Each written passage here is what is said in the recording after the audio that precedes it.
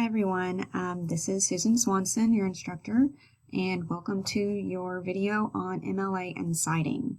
In this video I'd like to talk a little bit about works cited pages and how to cite within your argument synthesis and research argument. So the first thing that I want you to notice is that I am under the MLA Help tab. Some of you may have already been accessing this tab and some of you may not have. But I really hope that you will start accessing this tab more often. There are several different folders under the tab. First of all, how to format your paper, which was the last video that I uploaded on MLA format and attributive tags. If you have not yet watched that video, please do. In the argument synthesis, I will take off points if you don't have the MLA format for your paper correct, meaning 1-inch margins all around, Times New Roman font, page numbers, things like that. So all of that's covered in this video. Also remember that using attributive tags in the argument synthesis and research argument will become very, very important so that your reader can distinguish between your ideas and ideas that you found from sources. That's the number one way to avoid plagiarism. So attributive tags, for example, saying according to John Smith, who wrote title, something like that will be very, very helpful to you in writing the argument. So there are several different things that are under this tab, as I said, that I'd like for us to go over. How to cite sources in your paper is under this folder, and how to cite sources on a works cited is in this folder. We're going to click on the works cited one first and talk about works cited entries.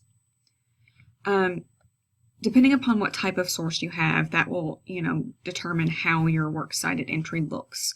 But you should always go with whatever's in front of you. So if you found it on the web, then you'll be looking at citing web sources on a works cited. If you found it in the library, if it's a print source like a book, then you'll do print sources. Not every type of source is on these PDFs, so that is what your MLA handbook is for. So look things up in your MLA handbook if you can't find them on here. So we're going to go to citing web sources, because I think this is the one that you will use most often probably. Just a little reminder, for your argument synthesis it's not quite as important because you're only required to have 2 sources on it. However, for your research argument you're required to have 8. One of those sources on your research argument should be an interview with an expert in the field, and the other 7 should be a good mix of what we call popular and scholarly sources. Popular sources are what most of you have been finding already for past assignments, like articles on the web that are in newspapers or in magazines or things like that. While they might be legitimate sources, they are still called popular sources.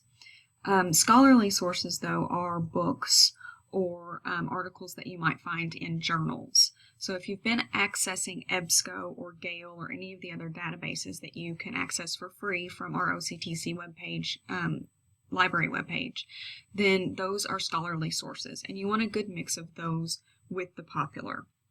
You need to make sure that you don't just have popular sources for your research argument. Okay, so if you did find a source, say, from EBSCO or Gale or some of the other databases, then they should be able to generate the citation for you. Just make sure that you pick MLA. A few of you have still been citing in APA format, so please make sure that you pick a MLA instead of APA. However, this is what it would look like if you were to do the source yourself and they didn't generate it for you.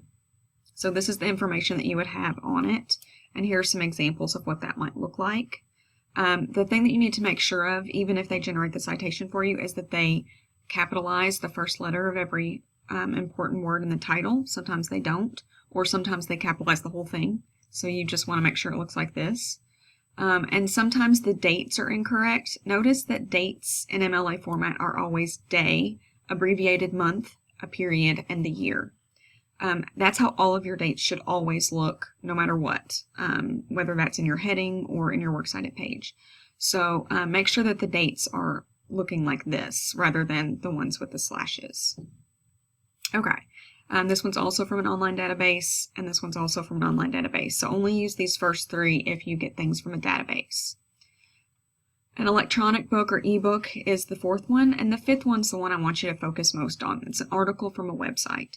You can use this one for just about anything that you find online, as long as you found it through like a Google search, or you went to, say, the New York Times webpage or something to that effect. So this is the information that would be included, and here are some examples of that, okay? So what you want to make sure of is that the first thing in your works cited entry is always an author's name. So it will always look like this: last name, comma, first name. If there is one author, then there would be a period here instead of a comma. If there are more than one authors, then it would be last name, comma, first name, and first name, last name. If there were three, it would be last name, comma, first name, comma, first name, last name, and first name, last name.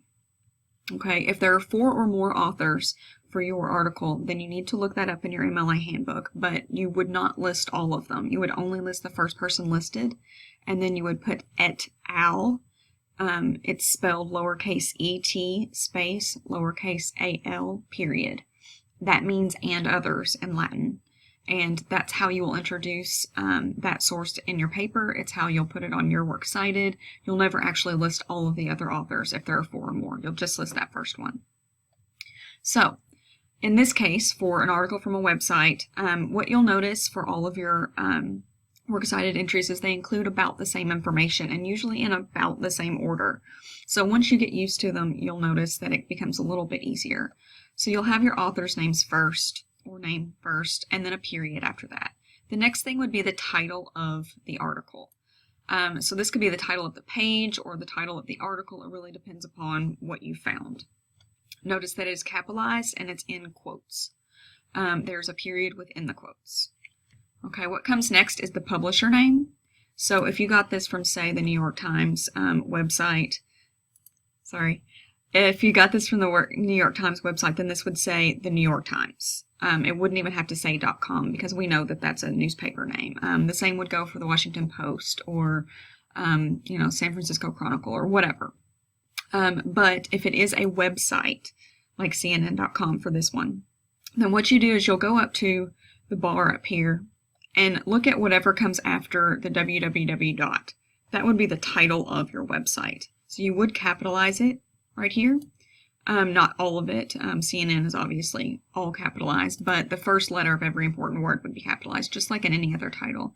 And notice also that the publisher name is always in italics. So if this is the title of a magazine, a website, a journal, a newspaper, it will be in italics, and it will always be in italics, even in your paper when you introduce it. Okay? Then there's a period, and then the sponsor of that website is next. Sometimes there isn't a sponsor. So if there isn't, you can skip that and move on to the next thing, which is always the date it was published. So look for that published date or last updated date. If you can't find anything on that particular article, go to the About section of that website and see when the last updated or copyright date is. It may just be a year, and in that case, you would just put the year. So notice again, day, shortened month, year, period. The medium of publication is next, and that's always web if you found it online with a capital W, period. And then the date that you accessed it here on the internet is last. For all of your internet sources, notice that you'll always have at the end a date, the word web, and a date. Sometimes it's the same date, sometimes it's a different date. Okay, so that's the one I want you to pay most attention to. This is where you should come for articles that you found online in newspapers, magazines, or just on websites. Notice that it is very particular, and it's also using a hanging indent. So when you put it on your works cited page, you'll notice that the first line is always left justified, no spaces, and then once you get to the second and subsequent lines, they're indented 1 tab. You can do that one of 2 ways. You can just tab it in, or you can pick hanging indent from paragraph on Word.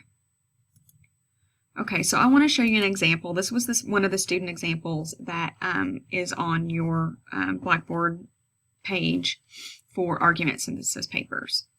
So in this example, it uses correct MLA format, and I want to just talk about how to cite within your paper and what you should be doing. So, for example, in this one, it begins with a statistic that's from a source. So it starts with an attributive tag of sorts, and then it has a citation here at the end with the author's last name in it. Here's what you need to know about what goes within citations like this, okay? Whatever comes first on your works cited entry is what goes within your citation here, okay? So almost always that's going to be your author's last name. If there is no author, then you'll move on to the next thing, which is the title, usually in quotes. Okay, but you only will have the title in here if there is no author. So you'll never have anyone's name within the citation that is not your author's name. So if your author, for example, quotes someone else, then you can introduce that person in your sentence and tell what they say, but then in your citation here, you'll have your author's name, not the person speaking. You'll also never have a URL or the title of like a magazine or a newspaper or journal here. The only thing that will be in the citation is what comes first on the works cited entry. Okay, so very quickly, I want to move down to the fact that first of all, this person used attributive tags, used transitions to begin each of her new points, which is very, very helpful to your reader. So try to do that. And second of all, she used attributive tags to introduce her sources the first time she used them. The first time you use your source in your paper, now whether that's in your introduction, your first point, or your third page, you have to introduce it. So you want to tell what the author's name is, first and last, and then something about the author, which may just be the title, or it may be something important that helps us to trust that you provided us with a legitimate source. Okay, so after you've introduced this source for the first time, you'll never tell us this title again, and you'll never tell us this person's first name again, because you don't need to. So you'll thereafter always refer to Stephanie Klitsch as just Klitsch, okay? Klitsch says blah, blah, blah.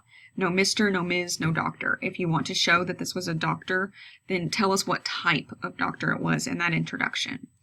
So anytime that you introduce a source, make sure that you tell us something about the author so that we can trust you that you've picked legitimate sources. You don't want to give us, a book. Don't tell us everything there is to know. Don't tell us how many dogs they have or whatever. But just tell us something that will make us trust this source. Now I want to go very quickly to her works cited page. Okay, so you'll notice that works cited pages, the title is up at the very top. It doesn't look different from the rest. Word, if you get Word to do this, will make it blue and some other font. Please change it to Times New Roman and make it look like this. It's double spaced, hanging indent, and in alphabetical order by author's last name or first important word of the title if there is no author. So notice that all of these are in alphabetical order. Use the quotation marks correctly, use the italics correctly, and dates. Okay, so that is a not so quick but hopefully helpful little lesson on MLA and citing and works cited. If you have any questions, please call or email me. I'm happy to meet with you in person if you'd like to talk about how to cite. But remember that this argument is mostly what you have to say, and you're using these sources to support your argument. The outline that is attached to the assignment, the classical argument outline, is very, very important. Please start on that now if you have not already done so, because you'll be turning that into a formal outline later, and it will help you to organize your argument and your research argument once you make it longer for that assignment. Again, if you have any questions, please let me know. Thank you.